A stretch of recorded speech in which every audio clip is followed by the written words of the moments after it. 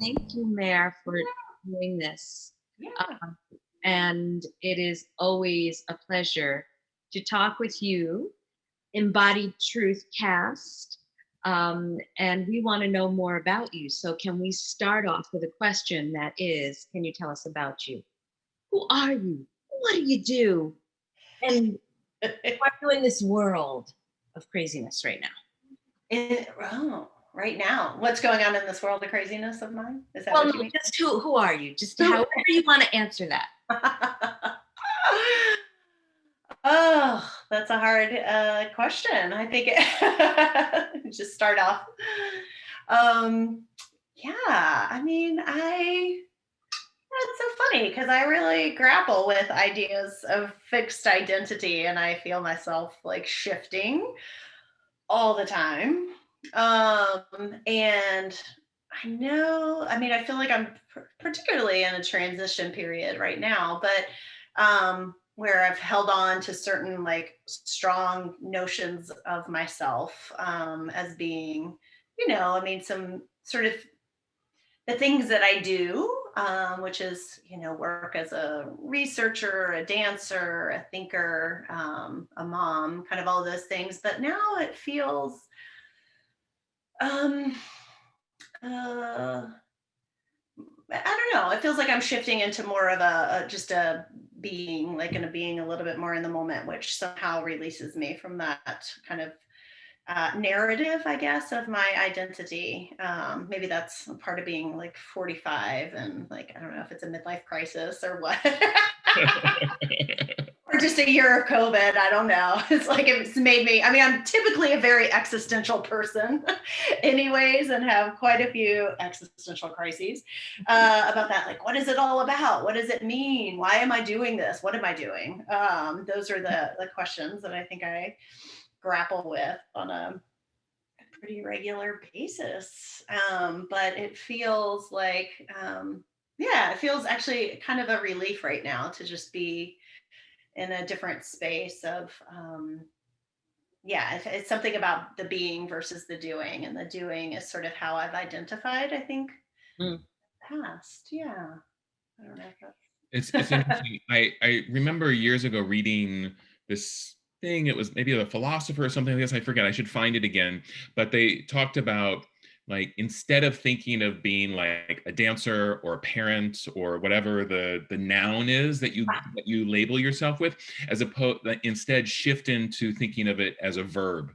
Right. Yep. So I dance, I parent, Yep. I choreograph, and so it's not so much of using those labels, but kind of defining. It's maybe a little bit about doing, but it also kind of releases, I think, kind of that fixed nature. It does, absolutely. Yeah, that sort of static, or it's sort of a box of what it is, because it's like, I parent sometimes, at times, and I parent in a lot of ways, and that shifts when I'm not with him, and it's a different thing. So yeah, for sure, I definitely feel that. Actually, there was a book, I don't know if it's the same book, but Life is a Verb or something, I think was. So it was this set idea of like, shifting things into the action of what we do versus being. So that's interesting. Being for me right now feels like, a little bit of a less of an identification with something, but I don't know. It's kind of a funny place to be. I'm just thinking about it a lot. So I think in that way, that's good. It's sort of, it feels like it's sifting up, or like kind of, breaking up the ground a little bit and seeing what else comes out of it, I think. Cool. So thinking a little bit about doing, this idea of doing. So can you maybe speak a little bit about why you wanted to be involved or to do Embodied Truth? Like, why'd you want to be involved with the project? Yeah, I think, well, besides the fact that the concepts were very much aligned with things that I think about a lot in movement and research and dance, sort of creative inquiry. What was really compelling to me, I think, is that there was something about, I think, in becoming a parent, like once I became a parent, my dance life was a little not as present, in part because I was back in North Carolina and not, in a community that had a strong dance culture. And I was in the middle of my dissertation, so I wasn't just actively engaging in dance. And so I think that it was a profound shift to become a parent and to go, am I still, do I still do this, or how do I do this? Or and so I think doing the work of embodied truth, of sort of a reintegration of those two ways of being in the world, as a dancer and as a parent, and finding what that meant in conversation with each other, was really exciting to me. And the thing that brought the most, I think, insight, or yeah. So Yeah. So, as a parent, we face so many, and I am just interested in finding out, what are some of the challenges for you, Mair, in being a parent? well, there's quite a few, but I think a little bit of what I was talking about before with there are challenges, but they're also really good things. I mean, I think it's necessary for it to be reflected back to me, sort of the ways that I struggle and how that becomes a part of what I struggle with him. And so it's really kind of put me into a place of learning more about myself and learning more about how to navigate in order to really help him. So it's kind of a twofold thing. I think I struggle with or challenges that I have is that every day I'm going to fail in some way, and every day I'm going to have some successes. And so that for me has been a new, like, just trying to get comfortable with that idea, and going to bed each night being able to see both of those things, and to know that I can wake up the next day and that's going to happen again, but with new issues and new things happening. So it's something about being in the practice of parenting that is even though I talk about practice all the time, like, that was it's uncomfortable, because I'm like, wait a minute, I want to get this right. I don't want to, like, screw up every day. I don't want to have to go to bed at night and be like, oh, I was total, like, crazy mom. Or, I think some of the things that come up for me too are, that, as people say, when you do or you say things, you're like, oh, gross. Like, that's something I struggled with my mom, and I don't want to do this to him. Like, I want to figure out. So it's really, it kind of brings things back to the surface that probably I wouldn't have dealt with or even thought about in active ways, except, that I recognize that I want to learn and be different with him. But then also giving myself permission to be like, I'm not going to get it. And that's just that's a hard thing to embody. I can talk about it intellectually and be like, yeah, of course. Or I can say it to my friends, like, yes, give yourself a break. You're not going to do it perfect. But it's very hard to live that every day, and to be comfortable with it. So that's a practice, I think. Yeah, without a doubt. Yeah. Specifically, since we're really thinking about the piece we made, and the piece really focuses on, thinking more specific about race and gender, and in relationship to parenting. So how do race and gender kind of inform or affect the choices you make as a parent? Yeah. It's really interesting, because I think that, they have, because I'm raising a white male, a white son, I think about it all the time. And I think about, from a gender perspective, I find myself, wanting to do things that are just really against the norm in both ways. I mean, I think I talked about this a little bit in some of the the dialogue or some of the conversations that we had. But so like, you know, in raising him as a young boy in this society, and so yeah, so sometimes I separate those things out, but then they're combined. I think when I think about, let me see, gender has been easier for me because I have like some very clear ideas. Oh, hello. Yeah, it's got a, yeah. Plunger gun. It's a plunger gun that yeah. Yeah, that's from North Carolina. On cue, enter. Yeah, exactly. All right, let me finish this call. Okay. All right, go. Bye. Go. All right, I'll be done in a minute. Oh my gosh. Yeah, exactly. Yes, rifle with a plunger. Let's see. So yeah, gender for me, I'm very clear about, you know, I want to give him, you know, space to develop emotionally and to encourage things like his emotional landscape.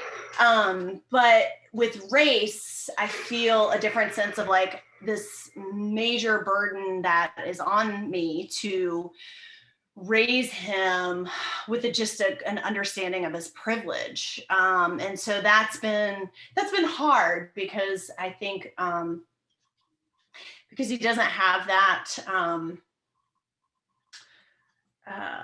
sort of the notions, the understanding of it. And so there's a part of me that doesn't want to put it like in there, but also knowing that that's a privilege too. And yeah, so I think it's been, so I feel sometimes this like strong sense of I have to raise him to sort of be the quintessential like white man, you know, that is so like, you know, understanding of race and understanding of feminism, and I have to be careful about that too, because that sounds like a lot to also lay on him. Exactly. Like exactly. Right. I mean, so there's yeah. Yeah. Like this is it wasn't from an individual perspective, like that's not your burden, that's not who you are, it's not how you think, but it's also you are participating in this culture and this society, and so that feels just challenging to me on a pretty regular basis. And I think, you know, some of the ways that I you know, not deal with it, but you know, it's just is learning now to have conversations with him that are race related and understanding the injustice of our social structures that, you know, wasn't and you know, just raising him with you know, a community that feels like the kind of community that I want to live in, so that he has that experience. And so he has that lived experience, I think, of being, which was, you know, a little bit difficult in North Carolina. It feels better, better here in North Carolina. There's, you know, a lot less. I mean, here, you know, he's learned, like one of his best friends in kindergarten, you know, was from Bangladesh, and her mom was a practicing Muslim, and you know, so it was just great to be able, you know, so that becomes an organic way for him to learn about people, through human connection, and through these individual relationships. And his other, you know, best friend, his dad is from Senegal and his mom is from here. So, you know, I think that's just how. I also see it as a lot of pressure on you as the mother, right? Feeling that need of, I must do this right and make sure you know all these, that's a lot. Yeah. Yeah. And I saw, you know, a friend of mine, it was interesting because it was helpful because one of our best friends, they're two women together and they were from the Bay Area, dancer, artist. They had a boy first, and the non-bio mom is really like a almost militant feminist, just really, I mean, in part because generationally she was had gone through more of the struggle. So I think, some of the younger lesbian feminists have, benefited from the struggle and can live a different life. So I watched her be really hard on him in a way that it was almost like, do you are you struggling with men so much in your life that you can't even function with your son? And so, it was some really interesting conversation that we had, and then watch her sort of make that shift of like, no, I'm going to raise this person. Out. Hey, I got to do this right now. Okay. I'll be down in a minute. Okay. You said that like 10 minutes ago. Yep. Yeah, exactly. Okay. You said that 10 minutes ago. Oh, thank you. So I think it was, that was a good moment for me to also, and to watch him sort of struggle with that sort of tension and feeling. It was almost like it was reiterating what I think many white men maybe experience, or a part of what gets internalized. It was a really kind of formative information for me as a parent. But yeah, it is a lot of pressure. I had to remind myself not to get totally bogged down in that, and feel it feels like a really a big responsibility a lot of times. So I feel like you've answered this question already, but I'm just going to ask it in case you want to add anything else. Okay. In considering what we were just saying about gender, but now we're kind of shifting it to education. Mm-hmm. So education and gender, race and education and class, right? Considering all of those. Mm-hmm. How do these impact and inform or affect your parenting and your child's development? Yeah.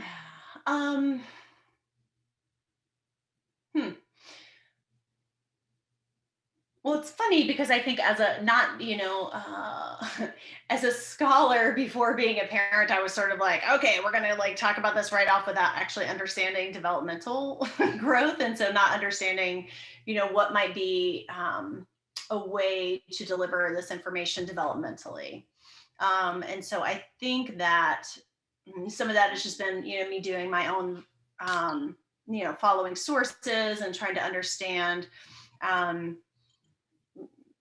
the development of a child, sort of where his brain is, what it's capable of at this point.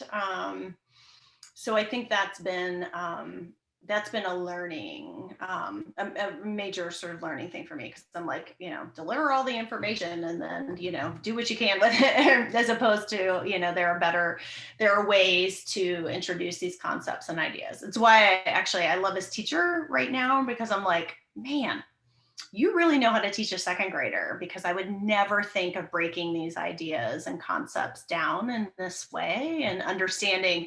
I mean, for me, it's like, as an educator, I know this, it's skill, progression. It's understanding how to think about some of these things. But I think that's been a process. It's like, I don't want to shift, I feel like, but this is also, when I talk to my moms, who are raising brown and Black children, that they have to, this is a conversation you have to have very early on. Whereas I was able to go, okay, do I have this conversation now, or do I have it? I don't. And then, there was a part of me that even in that privilege, I was like, well, I don't really want to ruin, this sort of utopia understanding of the world. And it was like, yeah, but that's not, everybody doesn't get that experience. Just because he's a kid, it's because he's this kind of kid. So that was an interesting sort of way of learning, I think, that I'm still learning. Yeah. That's a very long answer for that. That was good. We have two more little questions here. Okay. The first one is, if you could put your parenting approach experience into one word, what would it be? I mean, I would say experimental, experiential. Both of those things. I tell people all the time, I'm like, it reminds me of doing chemistry experiments where you're like, I'm not sure what's going to happen, but we're going to give it a try. Because you don't know. I'm like, if I say this thing, is it going to be profound, or is it going to like totally scar him that he needs therapy for 20 years? Like, I don't know. So, Right. yeah. So, if he comes in, it's okay, Mair. Okay. Yeah. So, I know I want to ask this before the final question. Yeah. This is your takeaway from Embodied Truth. What would be, why are you looking like that, Daniel? You have that look. No. I was just thinking. The thinking look. I know, I could tell he was in thought. But what would be your takeaway or your inspiration, or just from being an Embodied Truth? Yeah, I think I spoke of this with in the Q&A, but it was, it's what I know to be true about the creative process, but I always love it when it happens over and over again, is that in living, in going through the creative process, let's see how to explain it. It reveals to me where, and not just where my limitations are, but where there are moments of being stuck or stuck in my thinking, and that something about going through the creative process allows me to kind of dig into that and unearth it a little bit better. And that has to do with sort of like my method for, generating material even, and generating stories and monologues. Like by doing that, it sort of revealed to me where I am and where I am stuck. And so in that experience, it was, just being much more in my head and being much more analytical, rather than being in more of a feeling place. And, part of that is because, for me, pursuing kind of intellectual work was, that was upward mobility for me. That was getting me out of being in a really rural area where people don't like thinking and don't like critical thinking sometimes. I say that that's, a generalization, but it was also, there's some truth to that. And then I think the other sort of major thing that, as I was reading, in particular, it was my grandmother's hands, which I think we talked about that book, the Minikin, I think. Yeah. And just the way that he talks about too, how that's sort of a white, looking at thinking and analysis as a way of removing yourself from feeling. And that's a way that a lot of the violence and trauma can get perpetuated. So, it's interesting because I think that I love I love it when a creative process actually brings you just to a new understanding of yourself and how you are in the world and how you want to be in the world. And that's definitely a big part of what happened. And you don't know that going in. It's like I go in, I'm like, oh yeah, I'll generate material, I'll write stories, I'll make some dance moves, or, but when you're actually in this process and engaging in it, then that possibility for insights and major shifts is there. So that's what I love about it. Awesome. And Daniel, you can ask the last question. All right. So the last question we have here is thinking about in the future, if your son someday becomes a parent, what would one bit of wisdom that you'd want to offer to your child as they become a parent in the future? What I've been thinking about most lately, and maybe that's just also where we are developmentally, is some of the challenges that, let's see, how do I say this? Some of the challenges that he has sort of navigating his daily life are ones that I can still struggle with. And so there's this kind of likeness about it. And so I think, what I would offer as advice is that you're going to be like the person, the one or two people in somebody's life, in this person's life, who can give just that. And I think about that with my dad a lot too, because he grappled with a lot of the same things that I feel like I did. And so it's that, generational knowledge, that intimate knowledge of like, yeah, no, I actually really get what that feels like because I experience it too. And so I think, that has, again, sort of back to what I was saying in the beginning, which is that there's a desire for me to work on some of the things that I thought I could just like, have some coping strategies and be done, I'm like, okay, I've got, whatever. But knowing that knowledge or that engagement with those things will be super helpful for him. And that will be the information that will probably be the most meaningful in terms of guiding him. So yeah, I think that's a very complicated way of saying just, that knowledge of who we are as people, that we know best, so we can help them find their way through the world. Yeah. Cool. Well, great. Thank you so much, Mair. Thank you again for taking the time. Yeah. Thanks for, I know, that's the other best part about it. All of the interjections that are allowed in this process too has been very important, because it can feel very stressful sometimes when this happens for meetings and classes. Yeah. Okay, well, we'll let you get to it. Okay, we're gonna go play. Thank you, Mair. Yeah, good to see you guys. Yep. Yes. Okay, thank you. Bye.